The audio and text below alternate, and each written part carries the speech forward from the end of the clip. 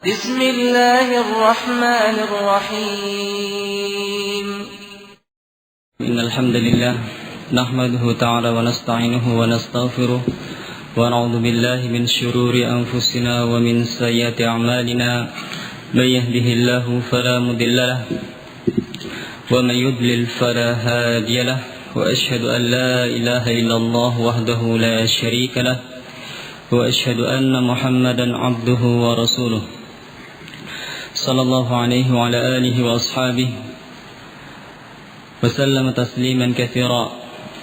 أما بعد، أيها الإخوة rahimakumullah, kita melanjutkan kembali pembacaan dari kitab Minhajul Firqatin Najiyah wa Thaifatil Mansurah.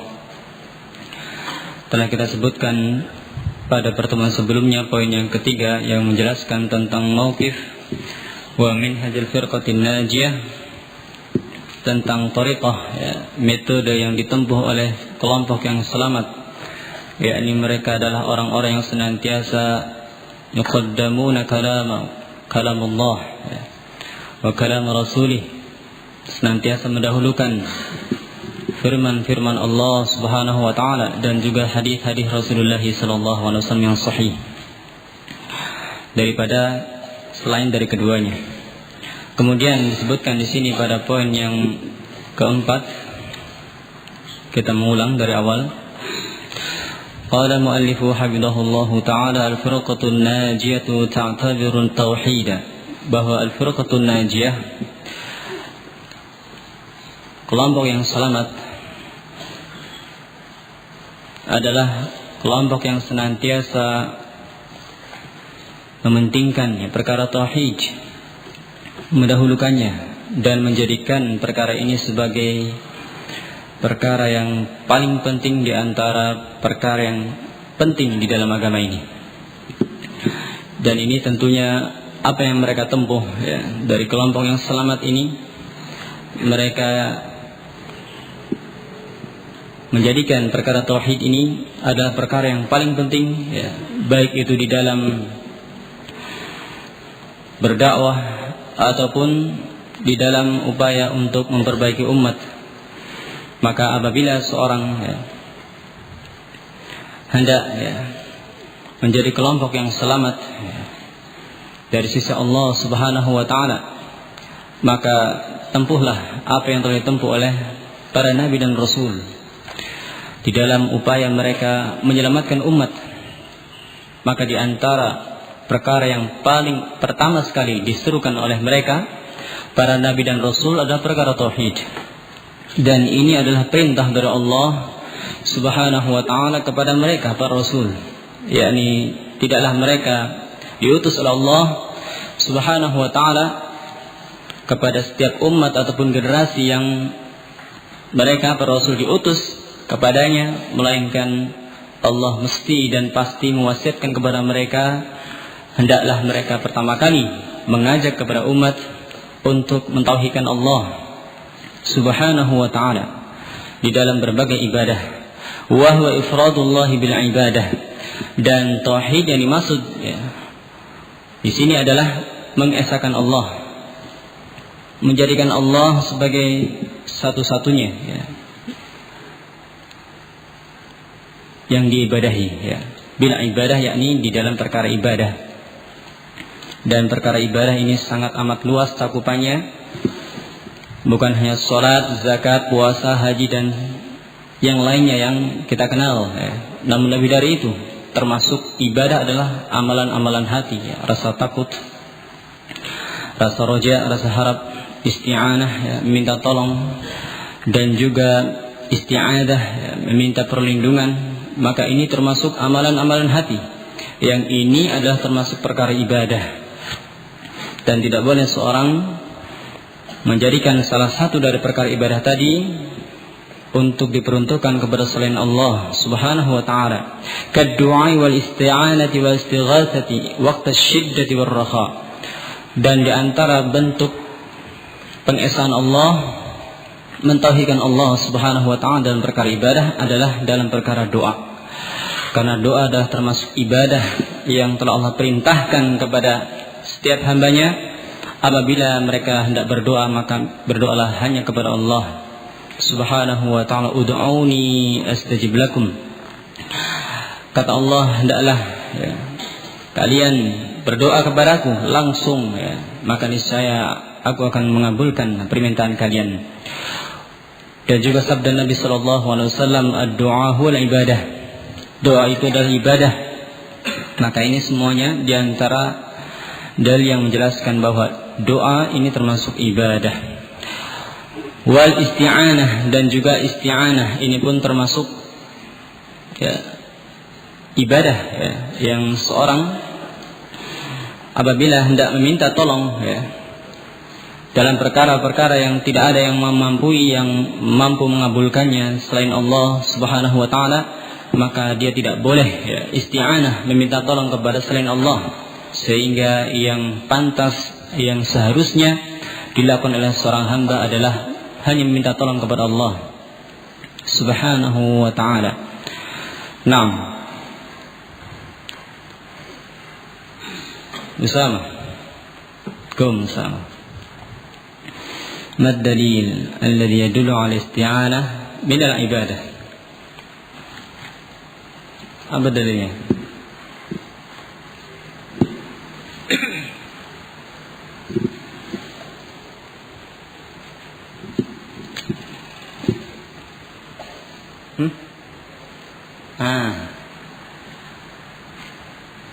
من بياسر تفضل.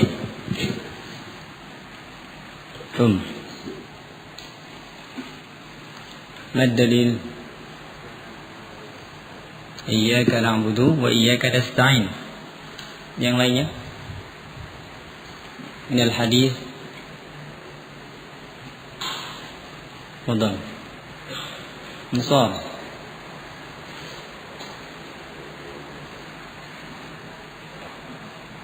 Hadis man? Jazakallahu khair. Maka ini dalil yang menjelaskan tentang bahwa isti'anah ini termasuk ibadah. Iyyaka na'budu wa iyyaka nasta'in. Hanya kepada Engkau ya Allah kami menyembah, dan hanya kepada Engkau kami isti'anah, yang minta tolong.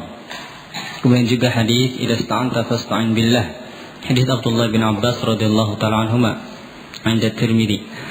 Wal istighatsah, dan juga istighatsah, maka ini pun termasuk ibadah. Naam. Aina Ali? Fadhal Ali. Kum. Surah.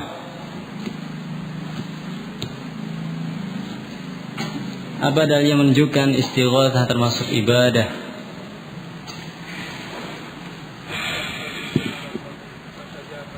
Naam, ahsan. Fadhal. إذ تستغيثون ربكم فاستجاب لكم. Nah, kemudian al-istighatsah waqta syiddati war-rakha, yakni ketika seorang beristighatsah, meminta pertolongan kepada Allah di saat genting, waqta syiddah war-rakha, di saat susah ataupun lapang, maka hendaklah seorang istighatsah hanya kepada Allah Subhanahu wa ta'ala, dan janganlah seorang itu memilah-milah seperti keadaannya kaum musyrikin. Manakala mereka dalam keadaan lapang, maka mereka ketika beristighatsah maka mereka meminta tolong kepada berhala-berhala mereka, dan sebaliknya ketika mereka dalam keadaan sempit dan susah, maka kaum musyrikin mereka mengikhlaskan permintaan mereka hanya kepada Allah Subhanahu wa ta'ala. Wal mu'min, adapun seorang mukmin tidak sepantasnya mengikuti jejak kaum musyrikin. Maka sehingga dalam hal ini yang pantas dan seharusnya yang dilakukan oleh seorang mukmin, dan ini adalah apa yang telah ditempuh oleh firqatun najiyah, kelompok yang selamat, yakni apabila mereka istighatsah, meminta tolong dalam keadaan susah ataupun senang, lapang, maka hendaklah dia hanya meminta kepada Allah Subhanahu wa ta'ala wadzabah, dan menyembelih. Maka ini pun termasuk ibadah yang ini hanya boleh diperuntukkan hanya untuk Allah Subhanahu wa ta'ala. Ya Ishaq, kum. Mad dalil anna adh-dhabh min al-ibadah?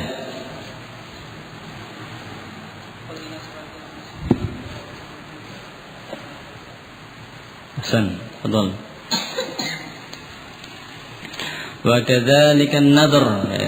An-nadhr ini pun termasuk ibadah. Naam. Man alladhi yadrusu surah Thalatha? Yahya, aina Yahya? Aina anta ya Yahya? Kum. Kum awalan. Nasitahu. Man ayda? Ikhwan, aina Abu Bakar? Ma'adzur insyaallah. مشغول من خلاص انتهى يا أبا صالح تفضل اذكر دليلا الذي يدل على أن النذر من العبادة.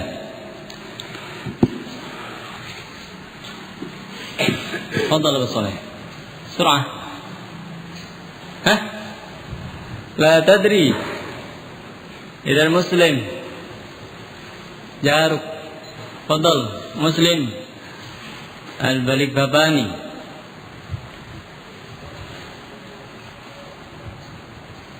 نعم يوفون بالنذر. تفضل jazakumullah khair. Tafadhal ya. Maka ini semuanya menjelaskan bahwa an-nadhr ini termasuk ibadah, wat tawakkul, dan juga termasuk ibadah adalah tawakul, yang mana seorang hanya diperbolehkan untuk bertawakal hanya kepada Allah Subhanahu wa ta'ala. Naam. Aina Ali al-akhir al-Fasawi. Fadal.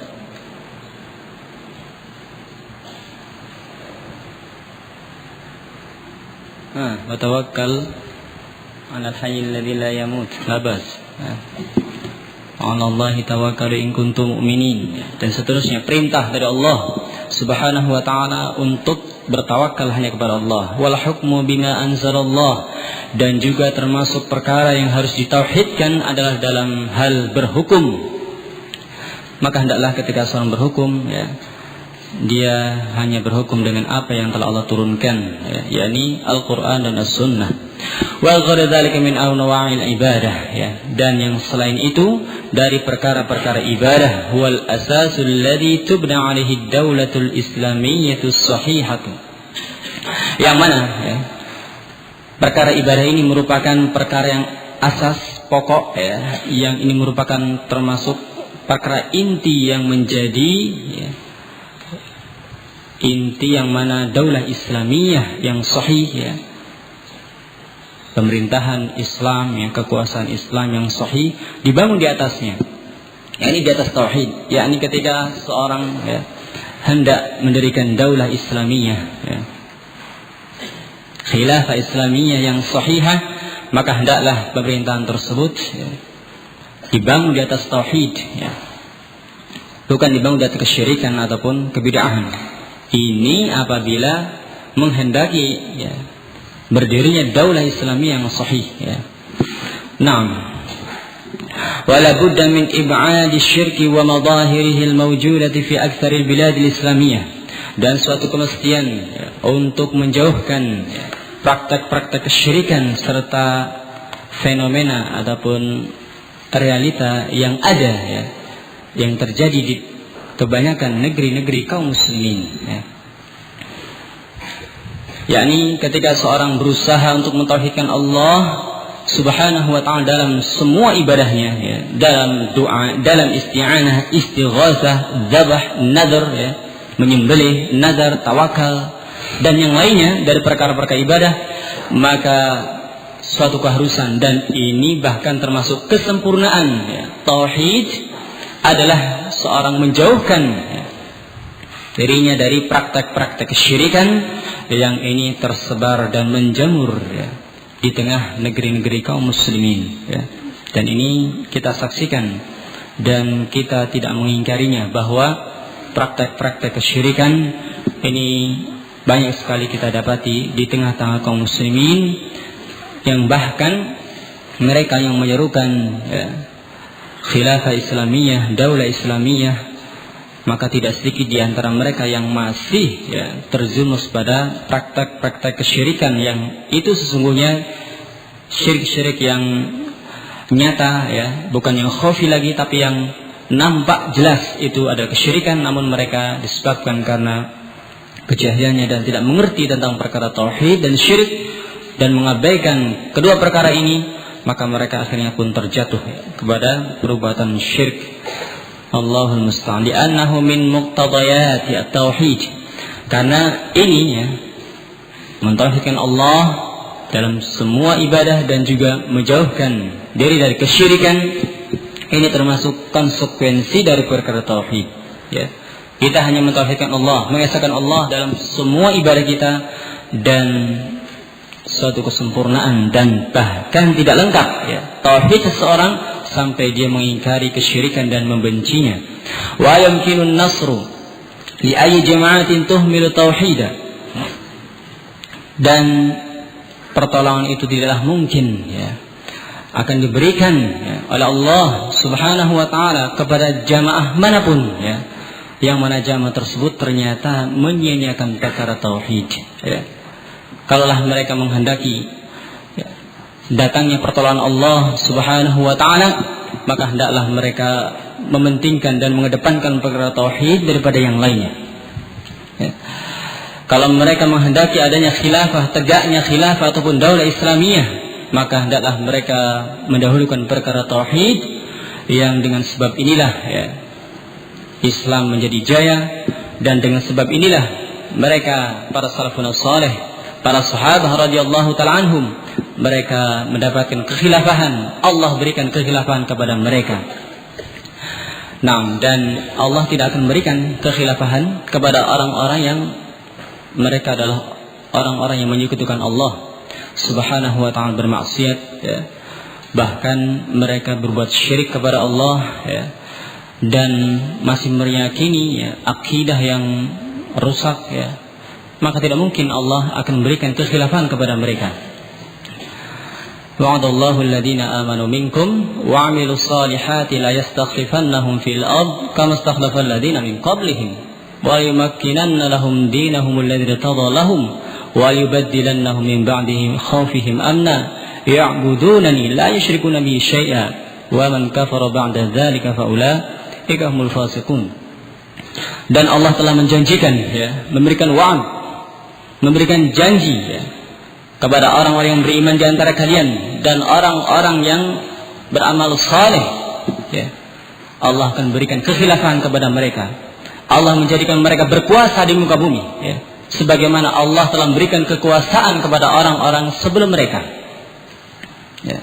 dari kalangan para rasul dan orang-orang saleh, para sahabat.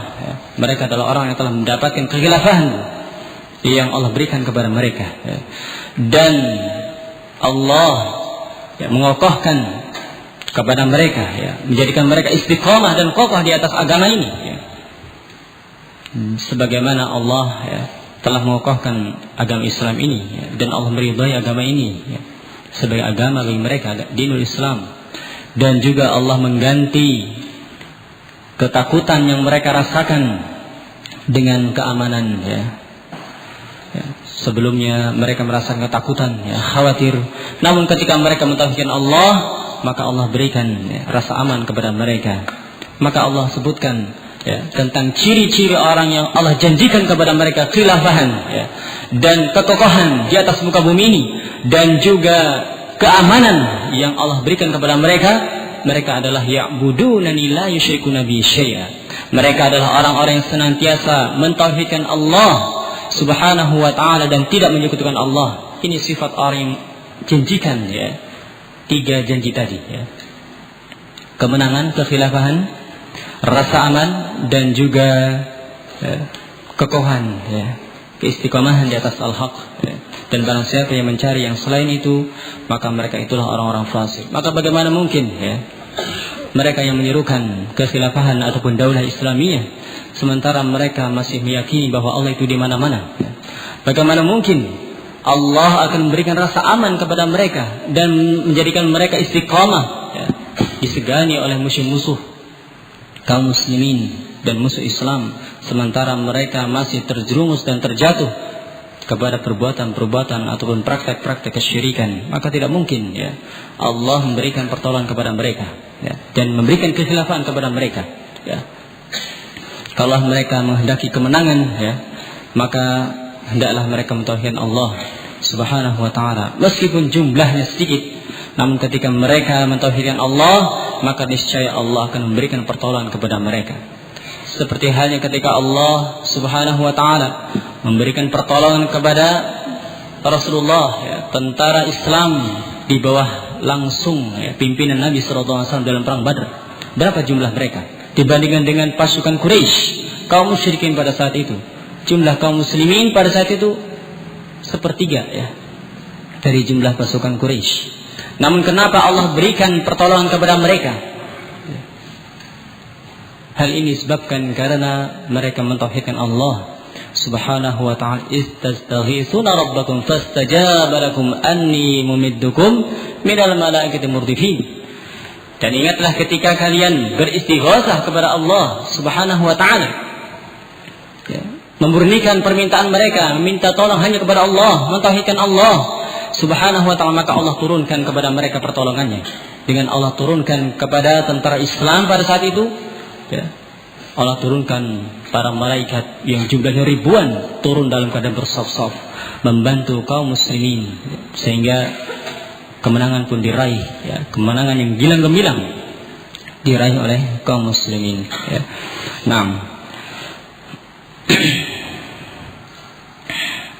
Wala tukafihu syirka binawwa', dan Allah tidak akan mungkin memberikan pertolongan kepada jamaah, kepada kelompok yang mereka bukan hanya menyanyiakan tauhid, namun mereka pun tidak memusuhi syirik dan jenis-jenisnya.